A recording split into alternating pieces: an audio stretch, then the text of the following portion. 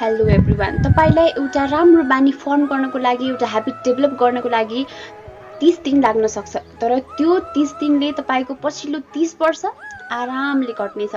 तपाईँले बिहान वर्कआउट गर्नको लागि अथवा एक्सर्साइज गर्नको लागि केवल 1 घण्टा लाग्न सक्छ, तर तपाईँ त्यसपछिको 12-13 घण्टा आरामले मुडसँग आफ्नो काममा अटेन्टिभ भएर लाग्न सक्नुहुन्छ।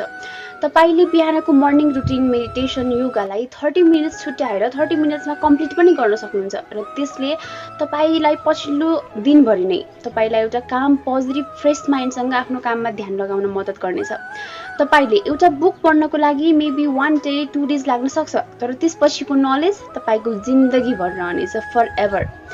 तपाईँले एउटा स्किल सिक्नको लागि केवल तपाईँलाई 3 महिना लाग्न सक्छ, तर त्यसपछि तपाईँ युनिक बन्न सक्नुहुन्छ, करोडौँमा 1 बन्न सक्नुहुन्छ र करोडौँ कमाउन पनि सक्नुहुन्छ। So long term